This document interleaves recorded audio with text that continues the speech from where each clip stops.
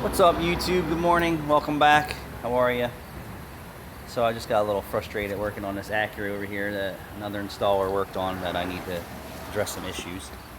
But anyway, this video today, or this morning, is about why I change my oil every 3,000 miles. Well, one, for me, it's not as expensive as it is for you. And I don't drive any vehicles that really take any crazy amount of oil. I think I have 10 or 15 vehicles, and the most that they take is 6 quarts maximum in one vehicle. I do this all day long, and it's the least favorite thing for me to do is change someone's oil or my own oil. But I do it, and I stay on top of all my vehicles. And I have a lot of high mileage vehicles. I have one brand new vehicle at least every 3 years, and that's a 2021 Kia GDI Turbo. And guess what?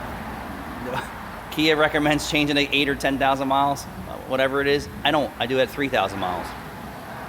And in my previous videos, the first 3,000 mile oil change, you can see how black it was, and that's because I beat the crap out of it. So I'm curious to see if a 2500 under not such harsh conditions is any cleaner. So the next oil change, I'll do a video on it because I think it's probably just about due, and it's not getting the abuse that it was then. And I'm just curious to see what the color of the oil is, and I don't care what anyone says out there, color makes a difference.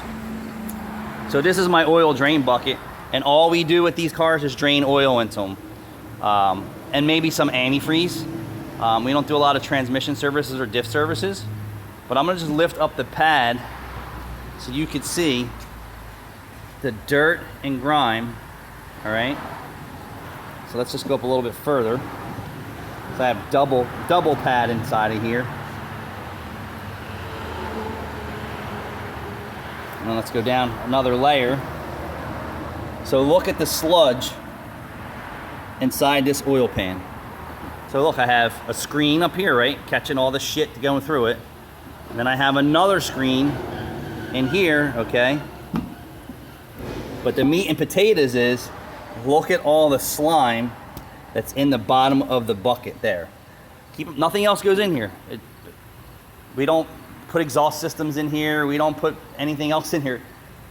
The primary use of this is oil changes, antifreeze, and things of that nature. But forget it. Here's a filter if you just want to bear with me. All right, so skip all that because that picks up dirt and dust and paint chips and shit off the ceiling. But right here, here's the meat and potatoes. Sludge, carbon, everything that's not getting stuck in these pads is right here. What do you think about that? So that's like 2 filters, right? Filtering down, and then whatever sticky and skanky is stuck in this pan then goes down inside of here. So could you imagine what's going on inside your car that's not maintained regularly? I can tell you this, if you change your oil every 3,000 miles, you will never deal with that kind of shit inside your engine, never. Start pressing the oil change intervals, start driving your car super hard and excessive, boom. Here's another primary example. VTEC solenoid, look at all the black sticky shit, right? Let's get a closer look. Black sticky stuff all inside that. Should not be anything inside of here. Overextended oil change intervals. Cut and dry. And I would say the type of gasoline too leaves a lot more deposits behind. Regular unleaded gasoline is not good for your car, even though they say, oh, your car can run on it. Great. Well, you can drink alcohol every day too. See how long you live. That's the truth. So yeah, that's why I change my oil regularly. Even in my race car, I make a couple passes in it and I change the oil. And you'll just start to see teeny tiny streaks of carbon in the oil, and it's amazing because it's so clean. As clean as it goes in is the clean it comes out.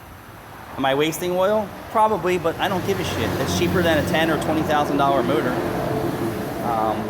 So yeah, that's why I change it. It stays clean inside your engine, and you don't have to worry about sludge, carbon, VVT solenoids, valve taps, lifter failures, all that stuff. So a lot of benefits to why to change your oil every 3,000 miles, and that's for sure. So buy a brand new car and try it. I'm sure there's plenty of people out there that have purchased a new car and they've said, oh, you need a new motor because of sludge conditions, and you're scratching your head like, why? You told me to change my oil every 8 to 10,000 miles. You said, I'll wait for the maintenance light to come on.